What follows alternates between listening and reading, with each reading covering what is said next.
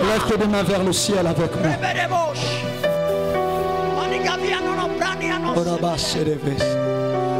Père, merci pour ce soir.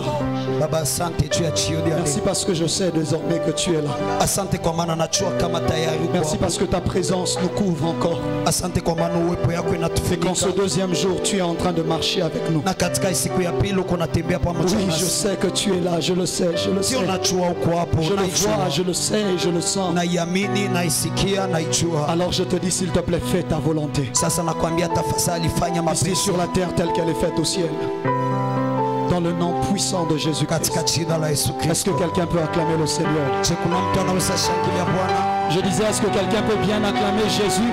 Quelqu'un peut bien acclamer Jésus? Est-ce que tu peux faire plus que cela? Est-ce que tu peux faire plus que cela? Est-ce que tu peux faire mieux que ça?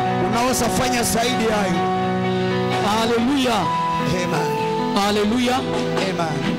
Donne un coude à ton voisin, à ta voisine, dis-lui, ce soir c'est ma soirée de gloire.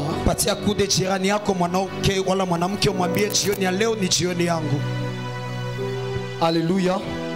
Alléluia. Est-ce que quelqu'un est prêt pour ce soir?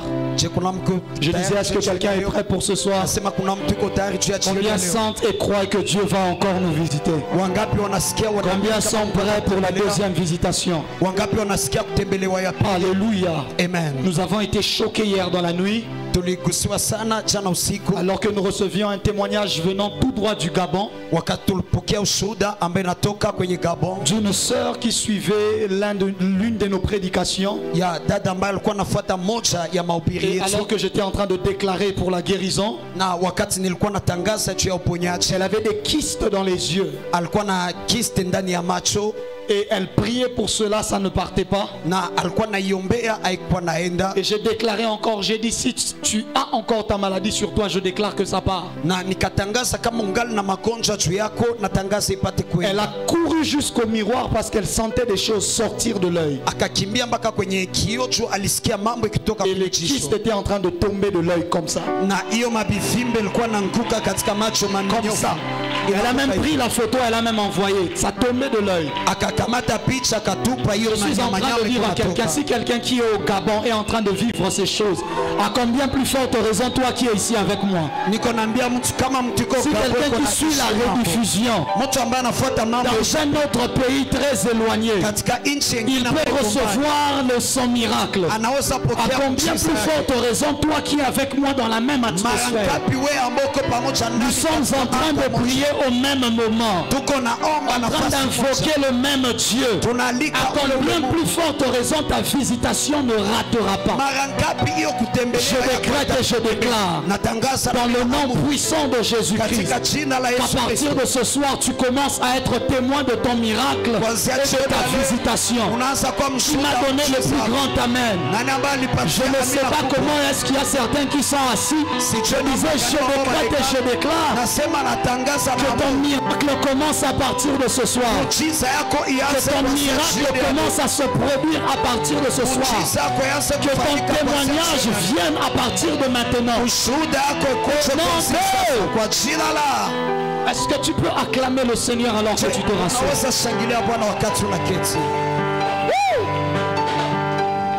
Ce Dieu est formidable. Combien sont bénis par ce 21 jours alors que nous sommes en train de commencer? Alléluia.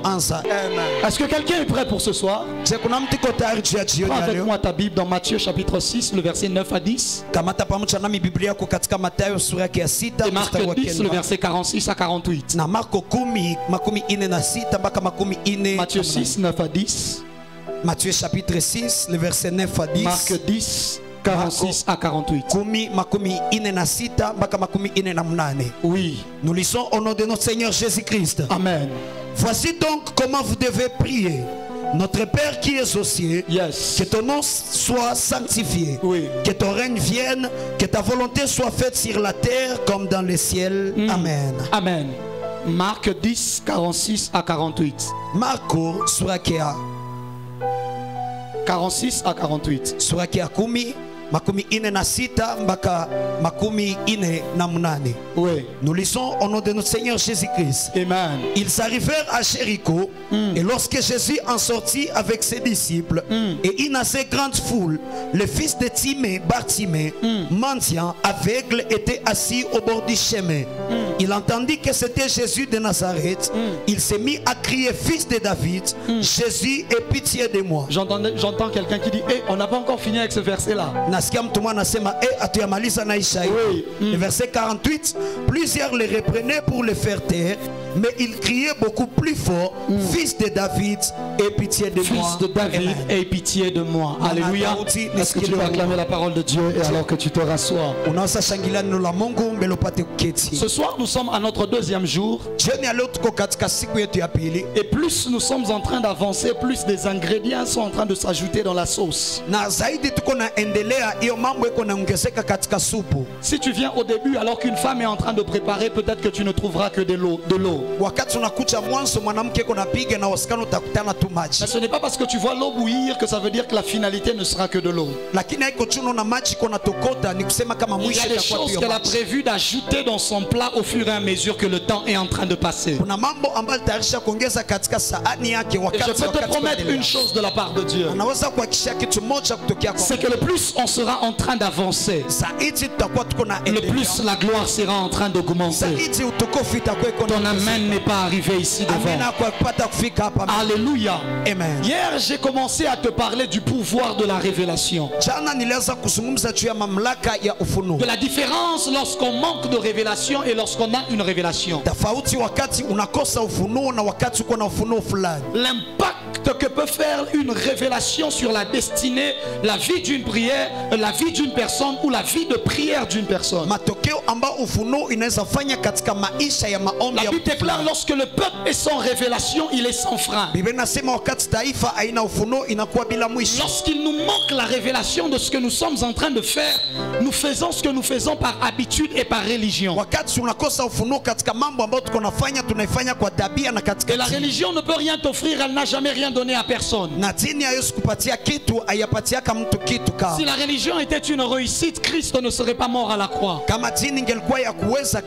il a vu et il a compris que la religion avait échoué. Alors qu'il fallait qu'il établisse quelque chose qui était au-delà de la religion. Il fallait qu'il établisse quelque chose qui était plus fort que les habitudes et les coutumes de tous les jours. Il fallait qu'il élève un peuple qui marche mais avec une révélation. Dis avec moi: avance prophète. Je suis en train de dire à quelqu'un que la révélation que tu as de ces 21 jours va déterminer ce que tu es capable de recevoir de ces 21 jours. C'est la révélation que tu as de ces 21 jours qui fait que les uns ont des carnets pour noter et les autres n'ont rien. Parce que lui, il est un super ordinateur. La Bible déclare: écris la prophétie. Tout ce que tu es incapable d'écrire est incapable de prendre vie.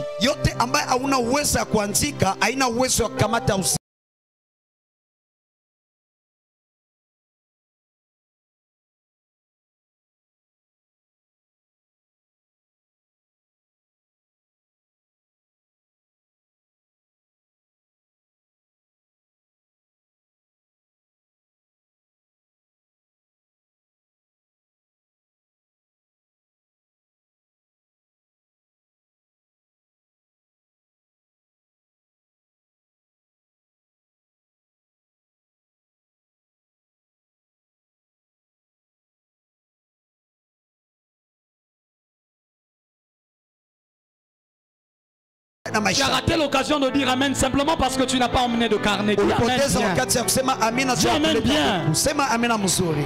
Alors demain change cela. Dis avec moi: avance prophète. La révélation est donc la capacité que Dieu te donne de connaître ce qui est caché à tout le monde. Et une fois tu sais, tu connais ce qui est caché à tout le monde, ça te donne donc de l'avance sur tous les autres. Le monde dans lequel nous vivons est un monde de la connaissance. Mon sang a un peu baissé de pouvoir, aidez-moi, sinon ça va me griller la voix. Pastor James, aidez-moi avec le son. Pastor James, nisaidie na sauti. Alléluia. Amen. Alléluia. Amen. Pourquoi? Parce que aujourd'hui on te considère selon la mesure des choses que tu connais. C'est ce que tu connais qui te donne de la valeur. Et ce que tu ignores est capable de te faire tuer. Alléluia. C'est comme ça que pour la loi par exemple on dit que nul n'est censé ignorer la loi.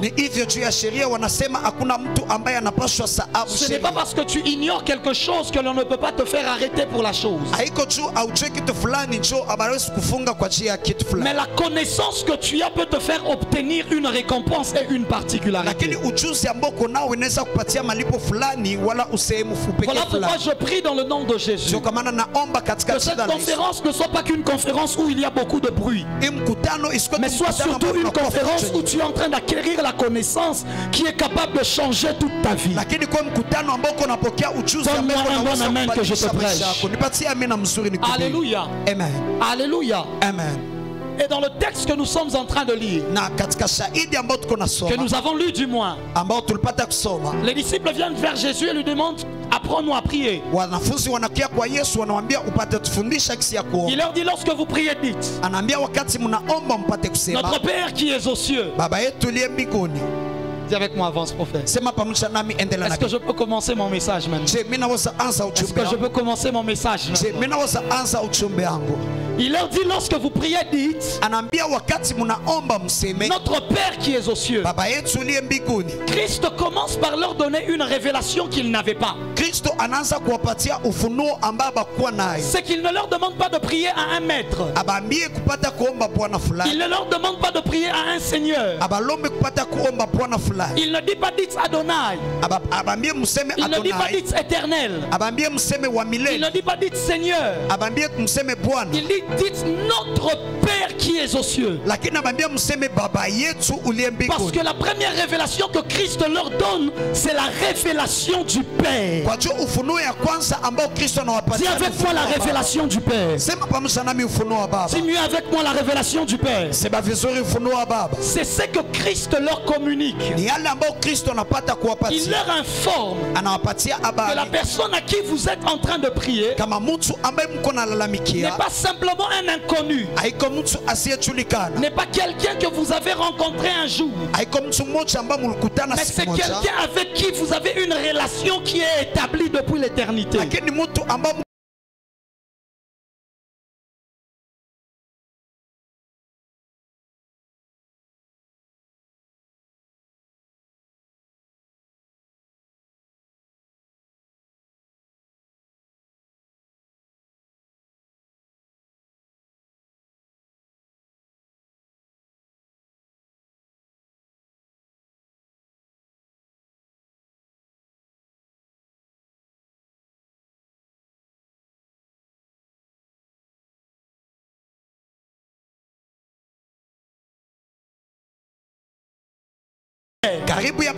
Dès que c'est mon père, ça fait en sorte que j'ai donc le droit légal de me tenir et de lui demander tout ce que j'aimerais. Parce que nous ne sommes pas liés par une connaissance d'un jour, mais nous sommes liés par un lien de paternité. Nous sommes liés, j'aimerais dire même par un lien de sang. On est liés par le même ADN. Puisque c'est mon mon père. Donc j'ai des droits envers lui. J'aimerais dire à quelqu'un, pendant ces 21 jours, tu n'es pas en train de prier à un maître. Tu n'es pas simplement en train de prier à l'Éternel. Tu es en train de prier à ton père. Je pensais que tu allais mieux dire amen. Tu es en train de prier à ton père. Il ne s'agit pas de quelqu'un que tu as rencontré sur la route.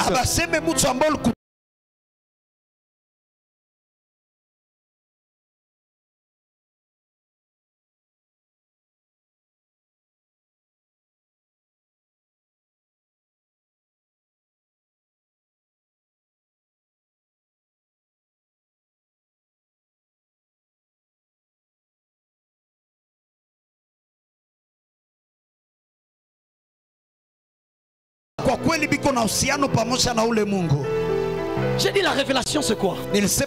C'est prendre conscience.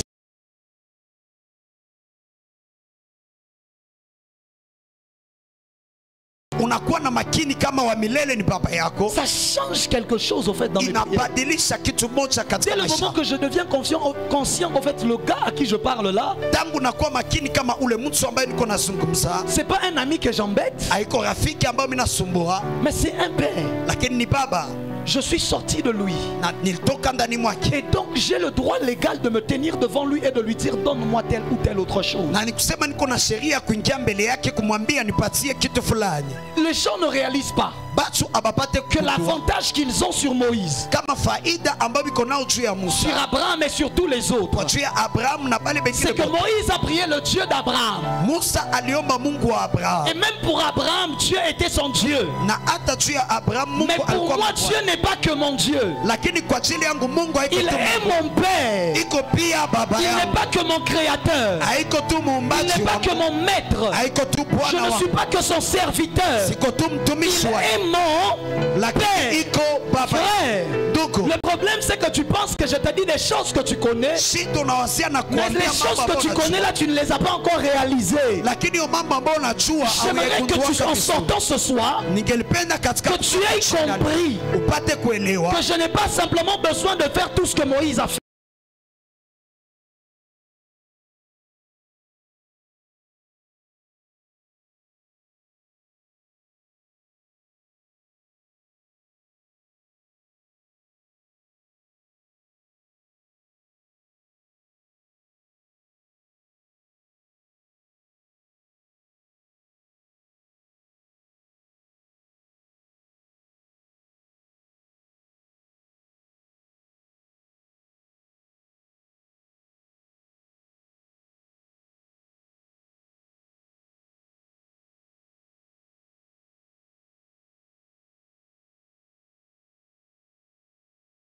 Parce que toi tu es son fils et qui parle.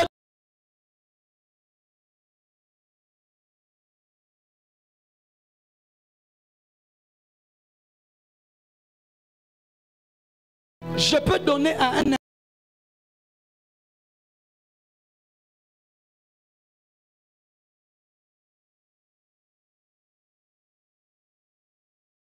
soit mon fils et que je sois son père. C'est ainsi que cette parole qu'il nous a laissée s'appelle le testament.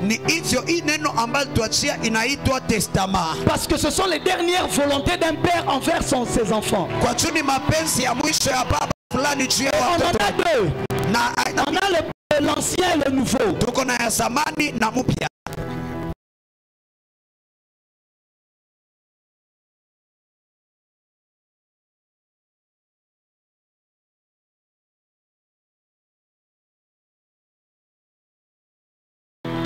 Faut qu'il le modifie. C'est afin de corriger, d'améliorer et de changer les choses. J'aimerais te dire, Dieu avait écrit un premier. Ensuite il s'est rendu compte que c'était trop bas. Il a décidé d'élever un peu le niveau. Est-ce que je parle à un fils et à une fille de Dieu? Je suis en train de dire à quelqu'un, tu ne demandes pas à Dieu des choses qui ne te reviennent pas de droit. Tu lui demandes des choses qui sont déjà inscrit dans le testament. Tu ne fais que réclamer le testament. Je suis en train de parler à quelqu'un. Je suis en train de te dire que pendant les 21 jours, Dieu sera en train de t'exaucer. Parce qu'il ne s'agit que du testament. Ton amen n'est pas arrivé ici. Moïse n'a jamais eu le privilège d'appeler Dieu Père. Abraham n'a jamais eu le privilège d'appeler Dieu Père. Mais moi j'ai le privilège de me tenir debout et de lui dire mon Père, mon Père. Ça change même les conversations. Avec un maître, lorsqu'on parle avec lui, on ne blague pas. Quand tu es serviteur, tu parles à un maître, vous êtes dans les limites. Oui, tu as fait quoi? Oui, ok, vous avez besoin de combien? D'accord. Mais avec un père, tu le tapes, ah, papa toi aussi.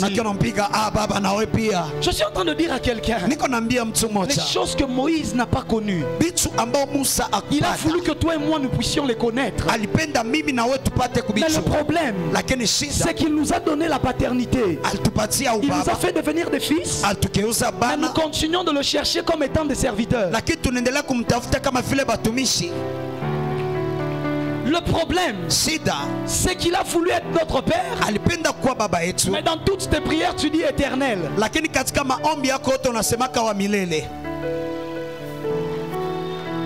Une seule révélation a la capacité de changer toute ta vie de prière. Tu connaissais ce texte, tu en as fait la connaissance, mais maintenant je t'apporte la révélation de ce texte afin que ta vie terrestre et même ta vie de prière change complètement. Il est venu sur terre pendant tout son ministère. Il n'a fait qu'une seule chose, c'était de révéler le Père. Pourquoi? Parce qu'ils avaient connu Dieu comme le Dieu d'Abraham, d'Isaac et de Jacob. Mais ils n'avaient jamais connu le Père. Et tous les jours, ils ne faisaient que parler du Père. Parce qu'il devait leur donner une révélation qu'ils n'avaient pas. Il devait les introduire à quelque chose qu'ils ignoraient. Si avec moi, avance prophète. C'est ainsi que lorsque les disciples viennent le voir, pour lui dire apprends-nous à prier. Pourquoi? Parce que Jean-Baptiste a appris à ses disciples à prier. Il leur dit d'accord, voici comment vous devez prier. Les disciples de Jean-Baptiste ne peuvent pas l'appeler Père. N'imitez pas leur prière. Mais voici comment vous. Le problème, les disciples de la Terre Sainte, mais tu dois prier comme les disciples d'eux.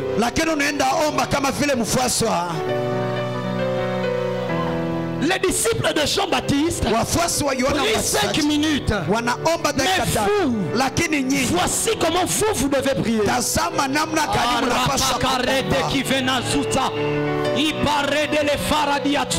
Les disciples de Jean-Baptiste ne parlent pas en langue. Mais vous, voici comment vous devez.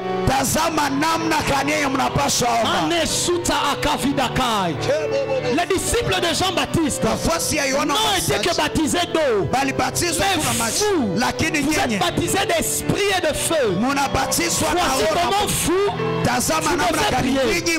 Je n'envie pas la prière des disciples de Jean-Baptiste. C'est la prière des serviteurs. C'est la prière de la foi qui crie dans le désert. Mais nous, c'est une prière familiale.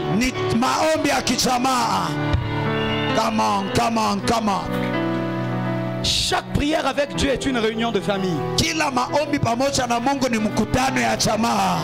En réalité, chaque moment de prière n'est qu'une réunion de famille. Papa, assieds-toi. On doit discuter de certaines choses. Et maintenant, je vais prier en ayant peur. C'est ainsi que tellement tu n'as pas la révélation du Père, tu vous vois Dieu. Éternel, vous allez bien? Vous êtes élevé. Vous êtes glorieux. Tu lui parles comme si tu es quelqu'un de dehors. Mais je lui parle comme si je suis son fils. La différence c'est quoi? C'est que les disciples de Jean-Baptiste ont reçu la foi. Maintenant nous avons reçu celui de qui il est dit. À tous ceux qui l'ont reçu, à tous ceux qui croient en son nom, elle a donné le pouvoir de devenir enfant de Dieu. C'est ainsi que ma prière ne va pas ressembler à celle des disciples des gens. Ce n'est pas que Dieu ne reçoit pas leur prière. Il reçoit leur prière. Mais la priorité est différente. Moi, parce que j'ai reçu le Fils, je peux m'adresser maintenant au Père. Non pas comme étant le Père du Fils, mais comme étant mon Père à moi-même. Je suis en train de dire à quelqu'un que dès que tu auras compris cela, c'est fini, tes 21 jours deviennent glorieux. C'est différent. Je viens, je dis Éternel mon maître. Et si je viens, je dis Père.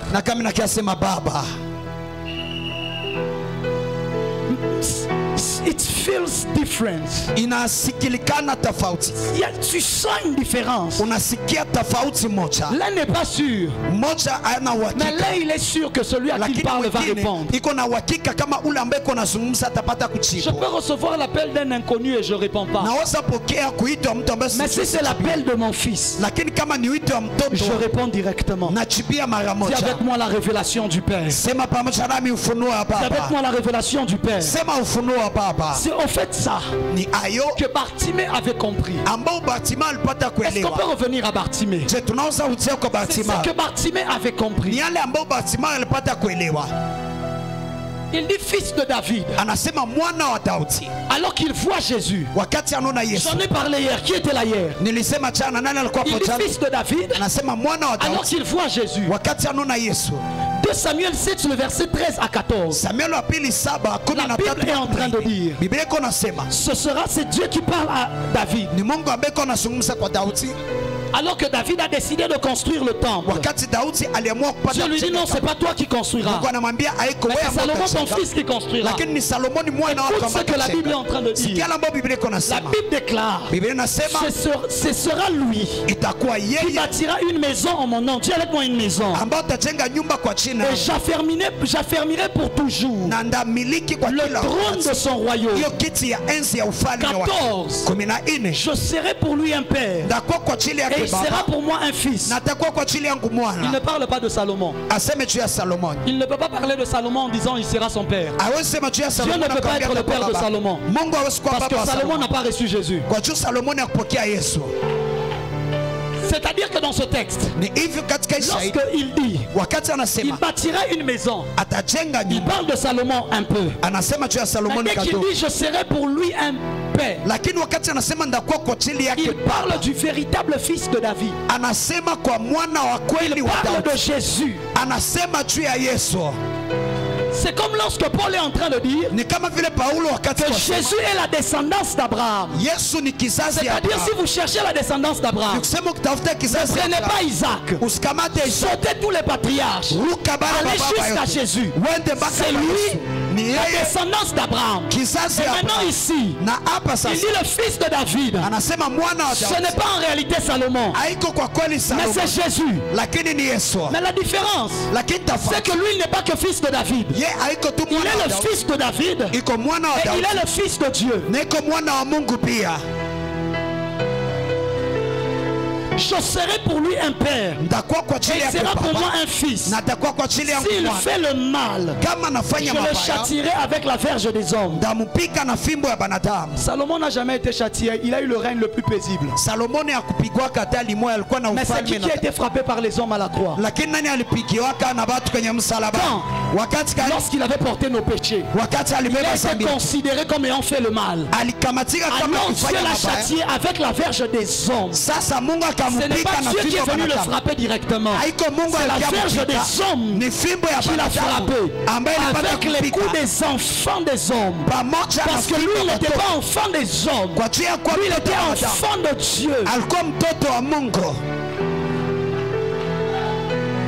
C'est ça que Bartimée avait compris. Ni ala ambayo Bartimée alipata kuelewa. David Daudi n'a pu que faire entrer alipata tu kuingizisha Mephibosheth dans la cour royale, katika hiyo dans la maison de David. katika nyumba ya Daudi. Mais le fils Lakini mwana de David wa Daudi n'est pas que le fils de David. haiko tu Il le mwana, est aussi le fils de Dieu. iko pia mwana wa Mungu. C'est-à-dire, Ni kusema il peut donc me faire entrer dans la maison de anaweza niingiza katika nyumba Dieu. ya Mungu. Je l'ai dit. Vous Nilisema, l'avez lu. mulisoma. Il était où? Alikuwa Il était sur le chemin, alikuwa sur njia la route. kwenye Il barabara. était dehors Alikuwa quand nje. il crie le fils de David. Wakati alabika Parce que mwana wa David Daudi. a interdit aux aveugles Kwa maana Daudi d'entrer alikataa dans la maison. kuingia katika nyumba. Mais lui il crie Lakini à un alabika fils de David qui est aussi fils de Dieu, kwa mwana wa Daudi ambaye iko pia mwana wa Mungu. afin qu'il n'entre non pas dans la maison de David, Kwa jua singi hapana katika nyumba ya Daudi, mais dans la maison de Dieu. lakini katika nyumba ya Mungu. Et qui dit maison dit famille. Na mama asema nyumba, anasema jamaa. My God, come on. Qui dit maison? Ule ambaye anasema nyumba, Lorsque les Hébreux parlent de la maison, wakati wa Ibrania la maison wanasema d'Aaron, nyumba ya on ne Haruni. parle pas de la bâtisse, Abaseme on parle de la famille d'Aaron. anasema juu ya jamaa Et ya donc Haruni. il lui dit aie pitié de moi, Na namwambia nisikilie afin que tu huruma, me sortes de la route kwa juu et nitoshe que tu me fasses barabarani entrer dans la maison. na uniingize ndani C'est ya ce qu'il nyumba. a fait. Ni yale ambayo alifanya. Ephésiens 2:19. Waefeso La Bible 2:19. déclare, Biblia inasema ainsi donc, hivyo vous kusema n'êtes plus des étrangers, amuko tena ni batu ya des nje, gens du dehors, hata batu ya nje, mais vous êtes des concitoyens des saints, lakini muko batu ya taifa takatifu, gens de la maison de Dieu. batu ya nyumba ya Mungu, Des gens de la maison de Dieu. batu ya nyumba ya Mungu. Lorsque tu appelles Dieu Père, Wakati unaita Mungu Baba, c'est parce que le Fils t'a pris et t'a fait entrer dans la maison. ni kwa juu mwana alikukamata C'est parce akakuingiza que ndani ya le Fils nyumba. t'a pris et t'a fait entrer dans sa Ni kwa famille. juu mwana alikukamata akakuingiza ndani ya Il chama. s'appelait Bartimée. Alikuwa anaitwa Il Bartimayo, était le fils de Timée. alikuwa mwana wa Timea, Mais son père Timée ne lui a rien apporté. lakini baba yake Timea La famille akumpatia de Timée ne lui a rien apporté. jamaa ya Timea On haikumpatia ne dit pas kitu. son nom. Abaseme On jina dit lake. simplement il est le fils de qui. Banasema tu iko C'est jina ainsi que nani. lorsqu'il dit Jésus, il n'y a rien. Ni hivyo Il devait akasema chercher lui aussi, c'est le fils de qui. na alipaswa Le tafuta fils mwana wa de nani? Timée Ni est mwana wa en train de Timea. crier au fils de David. Iko alalamikia kwa mwana wa En Daudi. réalité, Kwa il kweli est en train de dire, iko moi nasema Bartimée, mie Bartimea je crie vers Bar David. nalalamikia kwa Bar David, Parce que Bar signifie fils de. kwa maana Bar ni Timea kusema c'est son mwana. père. Timea ni baba yake. Il est en train de crier à Bar David. Iko alalamikia kwa Bar Il dit David. Bar David. Anasema Bar Bar David. David. Bar On David. demande c'est qui. Banamuliza On dit nani? c'est Bartimée. Anasema ni Ma Bartimea. famille ne m'a rien donné. Jamaa yangu J'ai haikunipatia besoin kitu. que toi tu aies pitié de moi. Niko lazima wote Afin sikilie que tu me huruma. prennes par la miséricorde et la grâce. Kwa juu nikamate Et kwa que tu me neema fasses na entrer dans huruma ta maison à na toi. uniingize katika nyumba yako. Ton problème, Shida yako c'est que tu demandes des choses auxquelles tu n'as pas droit. unalomba vitu ambayo kwayo hauna sheria. Ton problème, Shida yako c'est que tu n'as pas compris haupata kuelewa qu'il t'a pris et il t'a fait entrer dans la famille. kama alikukamata kakuingiza ndani ya jamaa.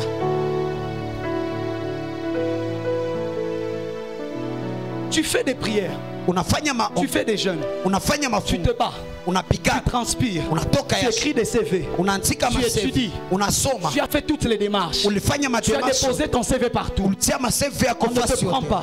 abakukamate. Pourquoi? Kwa chwa nini? Parce que tu n'es pas le fils d'eux. Kwa chwa ya kuwa mwana Mais wa. quelqu'un d'autre vient, il a même oublié le CV à la maison. Lakini kuna mwingine anakuja aliacha Il dit seve je suis le nyumbani. fils d'un tel. Anasema niko On mtoto lui wa dit tu fulani. commences quand? Banawambia unaanza Le wakati problème n'est gani? pas tes performances. Shida haiko Le ndio problème unayua ce ne sont pas fanya. tes connaissances. Shida Le haiko problème ujuzi c'est de zako. qui es-tu fils. Shida ni kwa nani uko mwana. Je suis Bartimée. Niko Je suis Bartimea. le fils de Timée. Niko mwana wa Malheureusement Timea. le nom de mon père Lakini kwa ole ne m'a jina baba rien yangu donné. Mais haikunipatia toi kitu. prends-moi. Lakini Change-moi de famille. Quand unitafutie j'entrerai jamaa. dans ta famille, Wakati ndaingia ndani ya avec un chama peu yako. de fort, Pamoja je na viendrai, nguvu je kidogo. dirai, je suis le fils d'eux. Nakuya ndasema Et on niko dira, tu mwana. commences quand? Na Je bataniambia suis en utaanza train de wakati. dire à quelqu'un, Niko naambia mtu mmoja. lorsque tu t'es battu dans la vie, Wakati et que ta famille n'a pas réussi à te faire sortir de là où tu es. Moi je t'annonce qu'il nous a fait sortir de nos familles afin de nous faire entrer dans sa famille.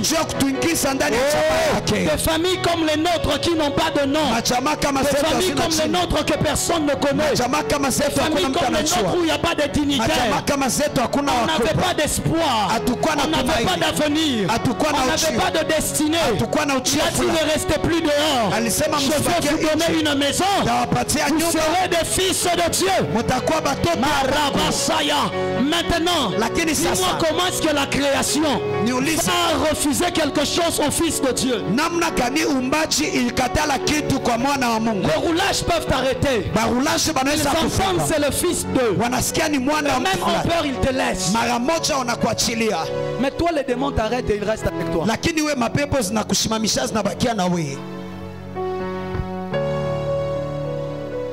Je suis en train de te dire, le plus grand problème, ce n'est pas le bruit que l'on fait, mais c'est l'identité que l'on porte. Une fourmi peut se battre, faire la musculation, elle ne deviendra jamais aussi grande que l'éléphant. Parce que son problème n'est pas le manque de volonté. Son problème, c'est la famille dans laquelle elle est née. La famille de fourmis ne seront que des petits. Je ne sais pas si tu es en train de me comprendre. Il y a des gens qui se battent. Pourquoi est-ce que je ne vois pas des miracles? Pourquoi est-ce que je ne vois pas ceci? Le problème, c'est à quelle famille est-ce que tu appartiens? Si tu appartiens encore à la famille de Ngweshe là-bas, à la famille de Maniema, la famille du Bas-Congo, la famille de je ne sais où, ça ne va pas marcher. Il faut que tu acceptes, tu comprennes. Au lieu que tu restes Bartimée, tu te fasses devenir aussi Bar David. Tu te fasses devenir Bar Dieu. Tu te fasses devenir le Bar Abbas. C'est pour cela qu'il y avait un trouble. Ce jour-là, lorsqu'on devait tuer Jésus, on a fait sortir deux personnes. L'un s'appelait Barnabas et l'autre s'appelait Jésus. Et il disait qu'il était fils de Dieu. Sauf que Barnabas signifie aussi fils de Dieu. Fils du Père.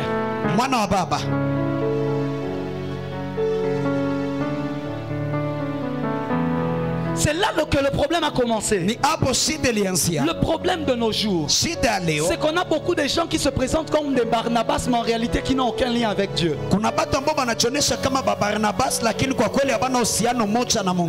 Le problème dans l'église, c'est qu'on a beaucoup de gens, on pense qu'ils sont des dieux, mais en réalité ils n'ont aucun lien avec Dieu. C'est un voleur et un menteur. Mais bizarrement, très souvent on dit libérer Barnabas, c'est crucifier Jésus. Le problème n'est pas le nom que je porte. Le problème c'est mon poste-nom.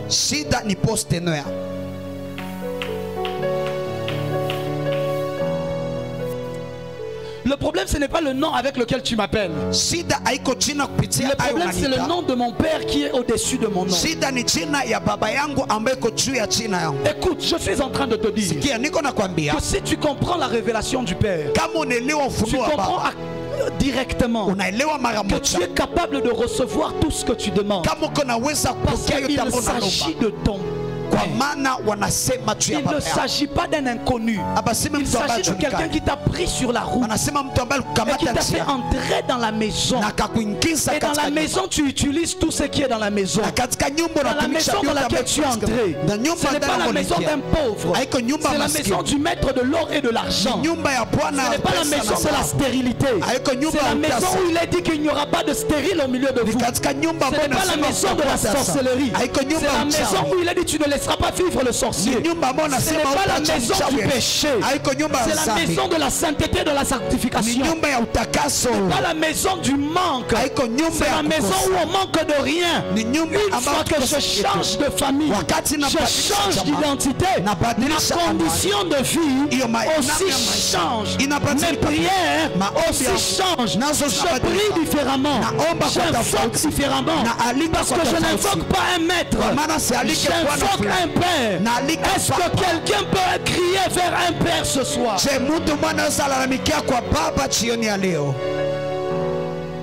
Maintenant, le plus grand problème, c'est à cause du modèle de père que toi tu as reçu. C'est pour cela que Christ a souffert. Les jours il parlait du père. Mon père, le père. Mais le problème de plusieurs, c'est que lorsqu'on dit père, lui il ne sait pas père, ça signifie quoi? Il n'a pas grandi avec son père. C'est pour ça que le Père Céleste a voulu qu'il y ait des pères biologiques pour essayer de nous donner le modèle de ce que lui il est pour nous. Et maintenant lorsque quelqu'un n'a pas eu un bon père biologique, il n'arrive pas à comprendre ce qu'est le Père Céleste. Lorsque quelqu'un n'a pas grandi avec son père à la maison, quand tu lui dis son père, il ne sait pas ça veut dire quoi. Ça veut dire qu'est-ce qu'il peut faire pour moi, qu'est-ce que ça veut dire qu'il peut accomplir pour moi. Je ne sais pas. Quand quelqu'un a eu un père qui ne faisait que le battre, il n'a rien fait en le bas. Il n'a rien fait en le bas. Tellement que toi tu as eu un père, vous ne causiez pas. Quand papa arrive, on dit Simba Nafika, tout le monde entre en chambre. Les lions arrivent. Alors lorsqu'on dit que Dieu est ton père, ça n'arrive pas à passer. Parce que toi père signifie quelqu'un avec qui tu ne peux pas parler. Signifie quelqu'un avec qui tu ne parles que des problèmes de frais scolaires et académiques. À part cela, il n'y a aucune autre conversation. Toi ton père, c'est quelqu'un que toi tu as pris en charge parce que lui n'avait rien, c'est toi qui as commencé à te battre. Alors quand lui Dieu est un père, tu n'arrives pas à comprendre. D'autres son père. D'autres son père. Ton père c'est celui qui t'avait lui-même violé. Alors qu'on dit que tu es ton père, tu n'arrives pas à comprendre. Quand on dit père, pour toi tu vois l'homme qui a abandonné ta mère, tu n'arrives pas à comprendre. Tu vois l'homme qui vous a jeté en route, tu n'arrives pas à comprendre. Voilà pourquoi lorsque le père biologique a échoué, moi je te propose le Père Céleste. Lui il n'échoue jamais. Je prie que Dieu change l'image de père que tu as eu. Que Dieu améliore l'image de père que tu as eu. Ceux qui ont eu la grâce de grandir avec leurs parents, d'avoir un père qui les aimait, qui prenait soin d'eux. Quand on lui dit Dieu est son père, lui il voit une bénédiction. Il dit waouh. Il y a quelqu'un qui avait un père qui était tout le temps colérique, avec qui il ne parlait jamais. Quand on lui dit Dieu est son père, c'est ça que lui il comprend. C'est pour ça que tu as toujours l'impression que tu es quelqu'un qui est assis sur un trône et qui attend la bonne occasion pour te frapper. Moindre pourquoi? C'est ça l'image de père que tu as reçue. Mais je prie qu'un renouvellement de l'intelligence se fasse ce soir. Que Dieu change l'image de père que tu as reçue. Et que tu comprennes que lui n'est pas le père comme le père terrestre. Il n'est pas le père comme le papa que nous avons eu. Il est plus que cela. Il est le père qui nous aime et qui a donné son propre fils pour nous. Dès lors que cela change dans ta tête, il y a quelque chose qui change. Toi ton père était mort. Tu n'as pas eu l'image d'un père. Parfois tu étais sur les oncles, on te chasse. Et quand on dit Dieu est ton père, tu n'arrives pas à comprendre. Pour toi il sera aussi absent. Parce que ton père aussi était mort, il était absent. Tellement que ton père était pauvre, il n'arrivait pas à prendre soin de tes problèmes. Il n'arrivait pas à gérer tes besoins. Quand on te dit que Dieu est ton père, tu as l'impression qu'il n'a pas aussi l'argent pour gérer tes besoins et tes problèmes. Le problème commence à cause de la révélation de père que tu avais avant. Le plus grand frein pour la prochaine révélation, c'est la précédente révélation. La chose qui bloque et qui empêche la révélation suivante, c'est la révélation qu'on a eue avant. C'est ce qui bloque. C'est que tu as connu avant. Mais je prie que Dieu guérisse ton cœur ce soir. Et que tu comprennes que lui, il est le meilleur de tous les pères. Je disais, il est le meilleur de tous les pères. Je disais, il est le meilleur de tous les pères. C'est pour cela que Jésus, lorsqu'il prenait des exemples, il demandait, on vous donnera. Ensuite, il dit quoi? Lequel d'entre vous, si son enfant demande le pain, il lui donne la pierre? Maintenant, s'il y avait quelqu'un, quand il demandait le pain, on lui donnait la pierre, il n'arrivera pas à comprendre. Parce que Dieu s'est servi du Père biologique pour essayer d'expliquer le Père céleste.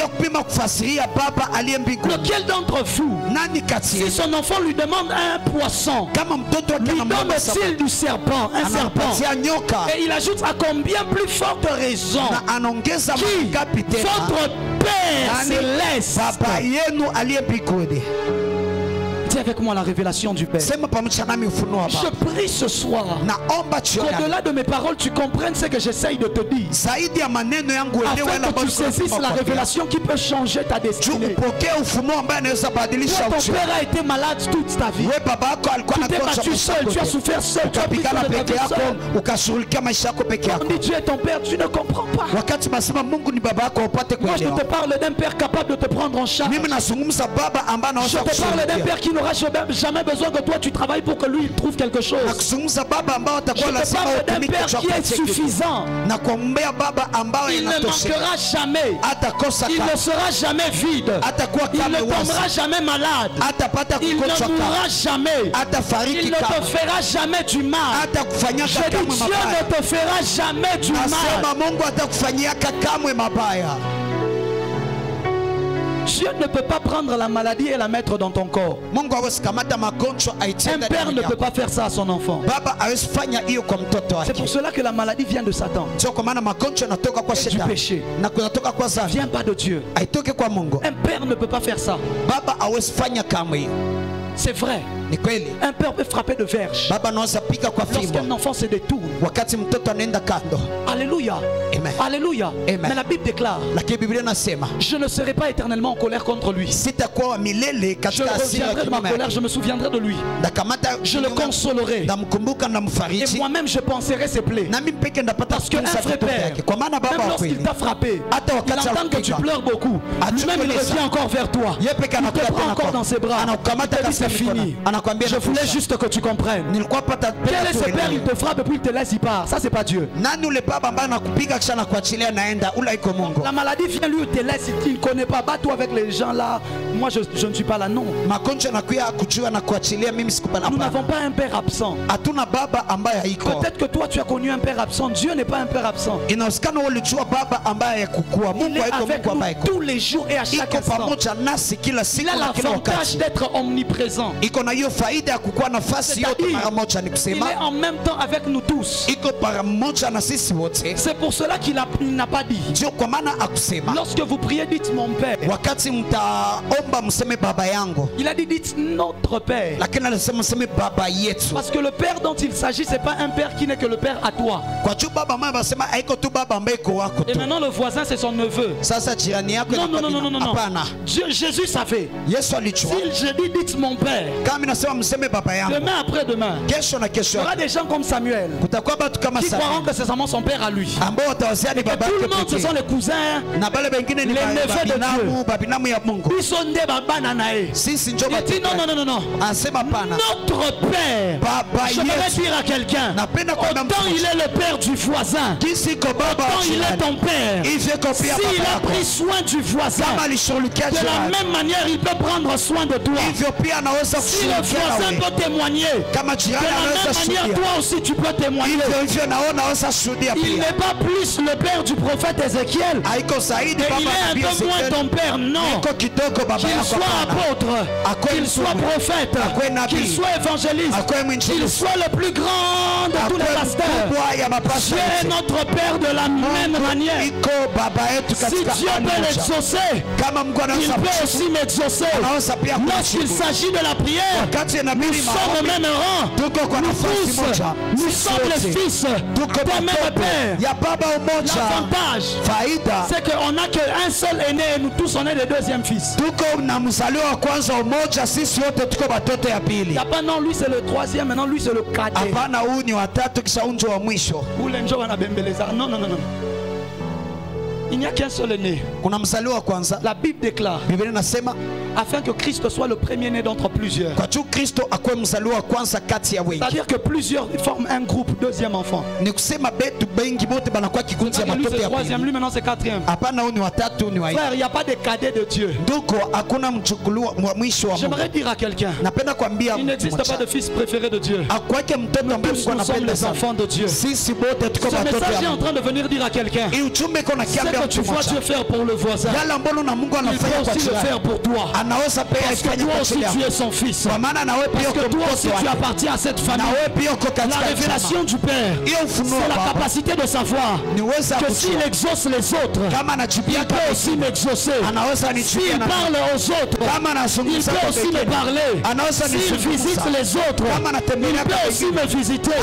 Quel est ce Père qui ne parle qu'à certains enfants, il ne parle pas à d'autres? Dieu n'est pas comme ton Père biologique. Il est un Père qui aime tous ses enfants de la même manière. Son amour ne peut pas augmenter. Son amour ne peut pas diminuer. Son amour est déjà parfait. Il nous aime à la perfection. Ce qu'il peut faire pour notre vie, il ne se lassera jamais de le faire.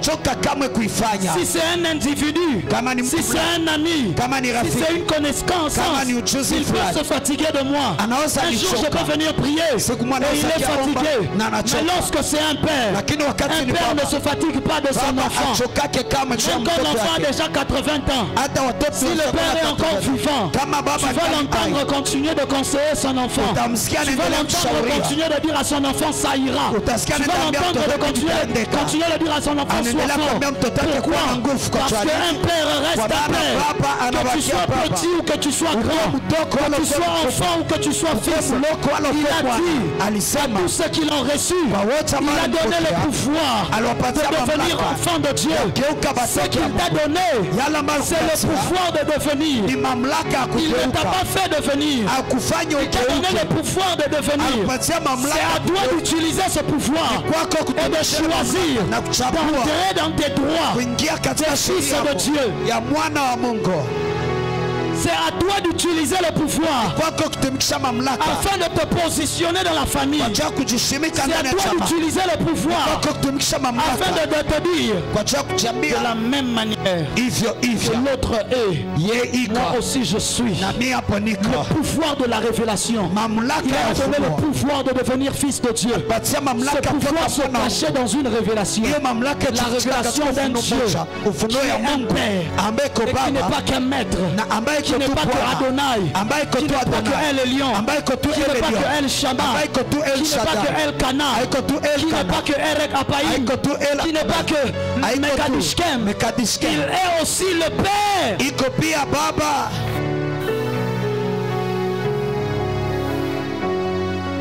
Ce soir, je crois qu'il y a plusieurs que Dieu sera en train de guérir le cœur.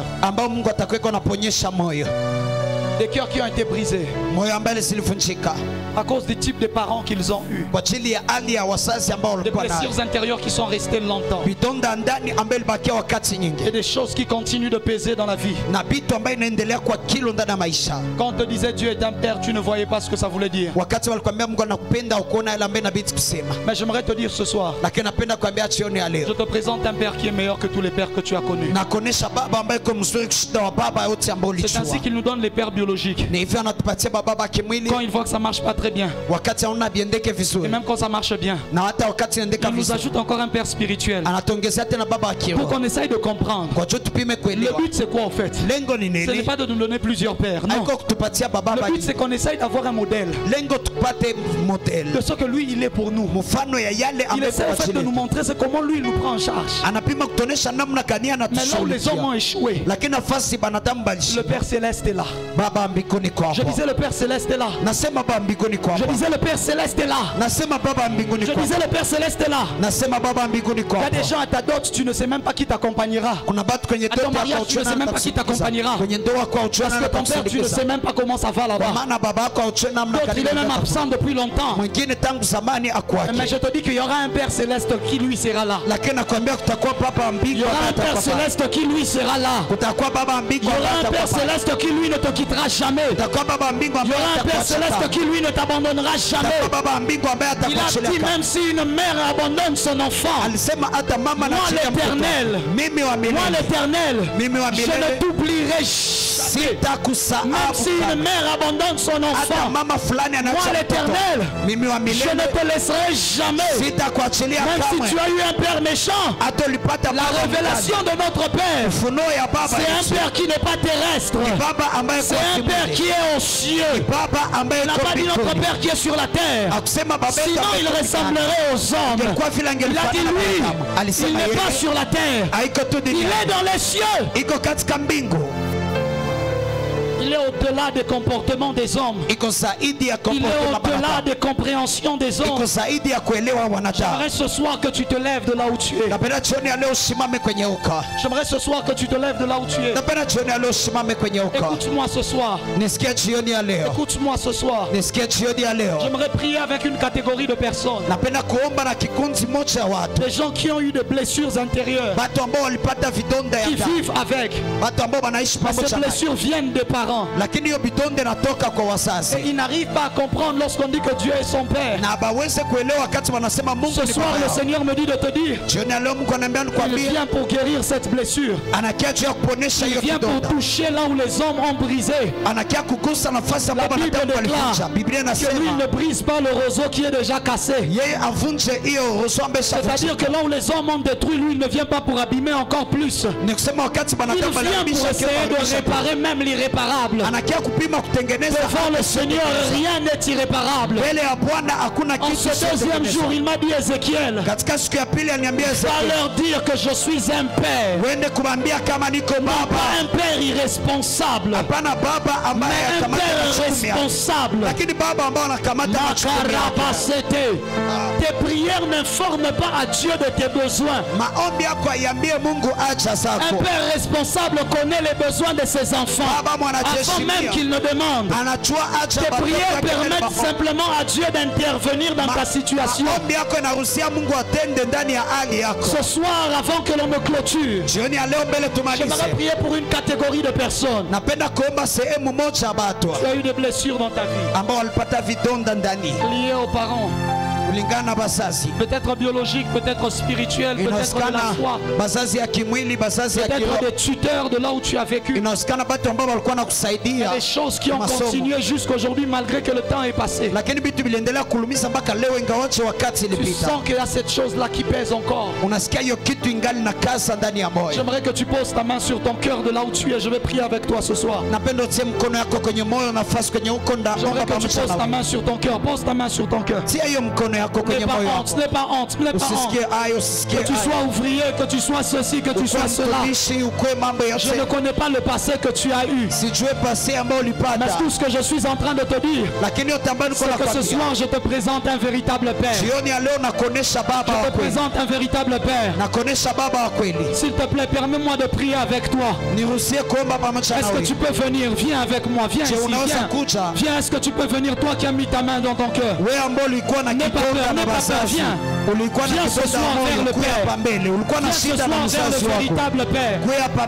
Je ne sais pas ce que tu as connu dans ton passé. Je ne sais pas comment est-ce que Satan a tout fait pour que tu aies une mauvaise image de Père.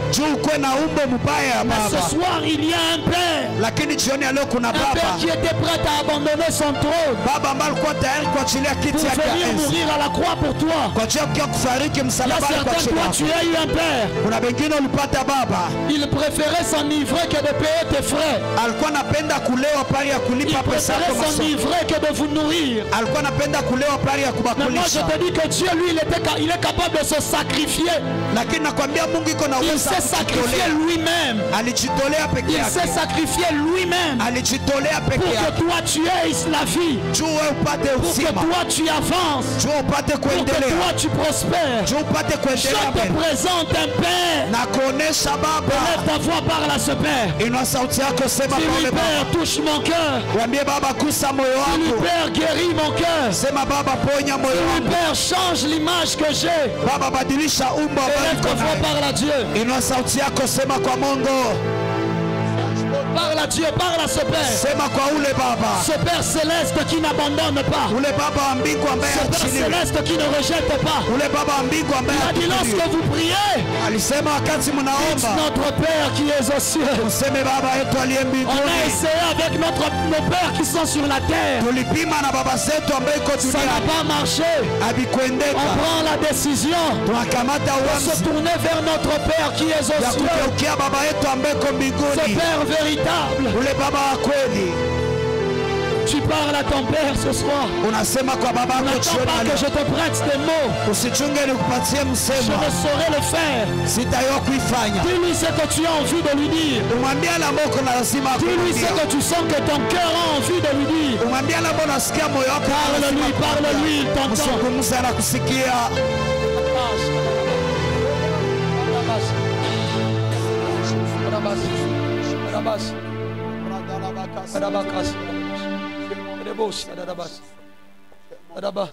Papa nanga,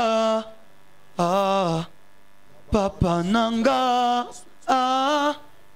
papa nanga, oh papa, papa nanga, papa nanga, papa nanga, oh papa papa nanga, papa nanga papa nanga, oh papa papa nanga, papa nanga, papa nanga, na beleli yo papa papa nanga, papa nanga, papa nanga, papa nameki nakoki te, oh nazongeli yo papa papa nanga, oh papa papa nanga, papa papa nanga, papa nanga, papa nanga, mosusu azali te, oh papa nanga, motema ezoluka yo papa nanga, papa nanga, papa nanga, papa nanga, dis-le, papa nanga, papa nanga, papa nanga, papa bana boutique, papa nanga, papa nanga, papa nanga, papa nanga, nazoluka papa yanolanga lelo, papa papa nanga, papota eleki papa yaka kokonsolenga papa papa nanga bato babwakisanga papa papa nanga nakimeli yo papa papa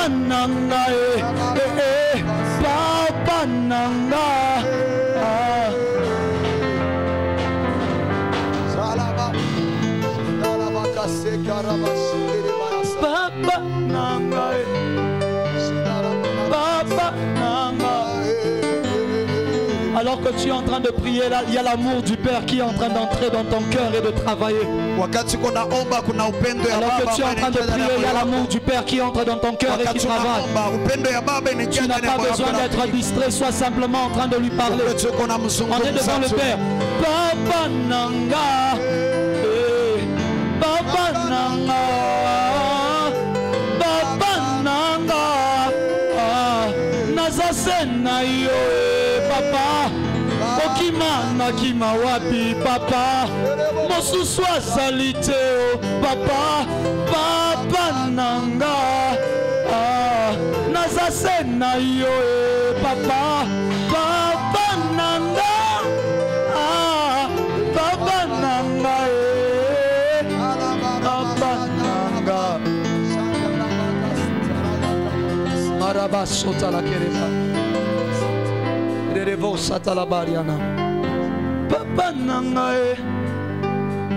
Je suis en train de voir deux sœurs. Je ne vais pas vous demander de vous approcher. Mais il y a en ce lieu, il y a deux sœurs. Alors qu'elles étaient encore très jeunes. Elles ont connu des cas de viol. Et c'était par des gens qui étaient comme des figures paternelles. C'était comme des oncles. Le Seigneur est en train de me dire, il avait vu. Et il vient ce soir pour guérir ton cœur de cette blessure.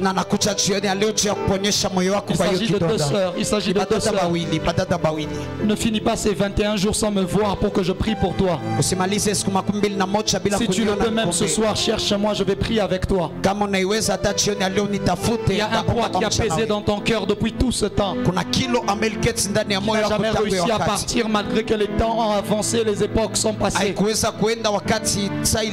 L'une de ces sœurs dont je suis en train de parler, tu es même mariée aujourd'hui. Jusqu'aujourd'hui, cette plaie, ce poids est toujours là. Mais ce soir, moi je suis en train de te présenter un Père qui te prend en charge et qui vient guérir et réparer ce que les hommes ont abîmé. Je suis en train de te dire que ton Père est là ce soir pour toi. Ton Père est là ce soir pour te changer. Ton Père est là ce soir pour te guérir. Ton Père est là ce soir pour te transformer. Dieu m'a dit avant que vous n'allez plus loin, dis-leur que je suis un Père. Dis-leur que je suis un Père. Dis-leur que je suis un Père. Dieu est en train de guérir le cœur ce soir. Père, je prie pour toutes ces personnes qui sont devant moi. Moi, je ne sais pas guérir les cœurs. Toi, tu sais le faire. Lorsque tu prennes un baume et que tu penses leur cœur, que l'impact de toutes ces mauvaises choses disparaisse dans leur vie. Que le vide qui avait été laissé, qui avait été créé depuis longtemps, soit comblé aujourd'hui et ce soir par l'amour du Père. Que ce vide-là qui a été créé depuis longtemps, qui n'a jamais pu être couvert, soit couvert ce soir par l'amour du véritable Père. Père éternel, guéris et touche là où la main de l'homme ne peut pas toucher. La Bible déclare que ta parole est capable de pénétrer jusque dans l'âme, de séparer jointe et mointure, âme et esprit. Que ta parole entre dans les cœurs et apporte la paix. Que ta parole entre dans le cœur et chasse ces troubles qui sont entrés et qui existent depuis longtemps dans les cœurs de tes enfants. Là où les pères physiques n'ont peut-être échoué, Seigneur. Je prie que toi, le Père spirituel, le Père céleste plutôt, que tu prennes ta responsabilité ce soir. Et Père, s'il y a des orphelins ici devant, tu te tapes la poitrine, tu dis je suis le Père des orphelins. Merci Seigneur parce que je sais qu'ils ne sont pas orphelins, ils ont un Père. Ils ont un Père qui est dans le ciel. Et à partir d'aujourd'hui, tu vas leur montrer combien tu es leur Père. Dans le nom de Jésus, est-ce que tu peux acclamer le Seigneur? Lève-toi avec courage, avec honneur, et tu peux rentrer à ta place. Papa Nanga, Papa nanga, Papa nanga. Lève-toi là où tu es. Papa nanga, chante avec moi. Papa nanga, ah, Papa nanga. Lève-toi là où tu es, chante avec moi. Papa nanga, ah, Papa nanga, Papa nanga, ah, Papa nanga, Papa nanga, ah, Papa nanga, Papa nanga, ah, Papa nanga, na belelio papa, ah, mosusu azalite, papa, Papa nanga, ah, Papa nanga, Papa nanga. Je vais libérer ces choses avant que je ne parte. Il y a quelqu'un ici, tu as un problème sérieux de loyer. Ça va faire maintenant 4 mois. Ça va faire maintenant 4 mois que tu n'as toujours pas payé ton loyer. Et tu as prié, tu ne sais pas comment tu vas faire. Le Père me dit de te dire qu'alors qu'on sera en train d'arriver demain, tu auras trouvé la solution. Le Père accepte de prendre en charge ce problème-là. Je disais, le Père accepte de prendre en charge ce problème-là. Celui qui nous envoie la gloire et qui nous envoie son règne n'est pas un étranger. C'est notre Père. Le Seigneur me dit, il est en train de le faire pour cette personne. À partir de demain, je crois que j'aurai le temps de travailler. Mais le Seigneur voulait que je fasse d'abord ces choses de cette manière pour ces 2 jours. Est-ce que quelqu'un a été béni pour ce soir encore? Est-ce que quelqu'un a été béni ce soir?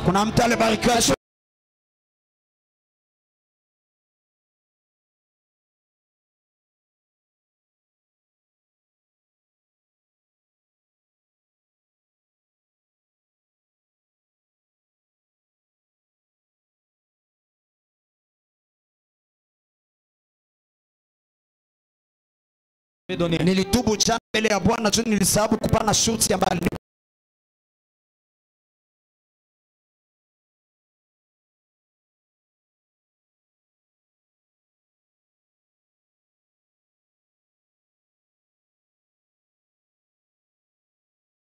j'ai besoin que mon peuple soit capable de faire devant moi une offrande.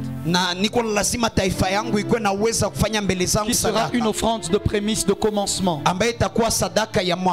Et cette offrande devra être liée à ma maison. Devra être liée à ma maison et à la construction de ma maison. Il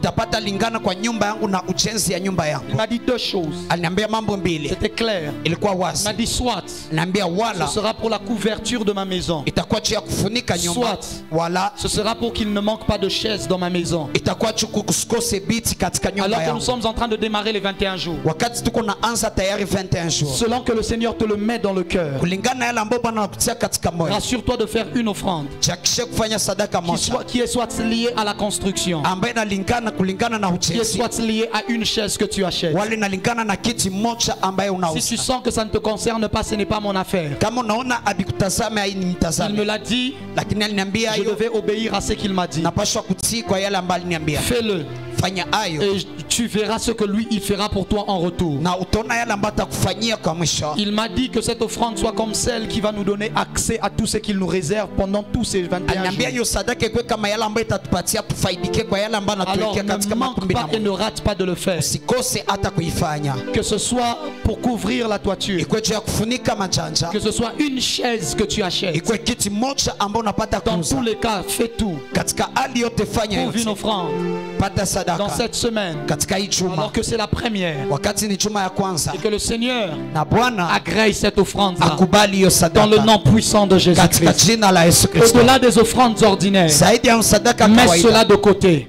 Il m'a dit ce sera l'offrande du début, ce sera l'offrande du commencement. Alors ça devrait être lié à ma maison. Est-ce que tu m'as entendu? Est-ce que quelqu'un a entendu la voix du prophète? Est-ce que quelqu'un a entendu la voix du prophète? prophète.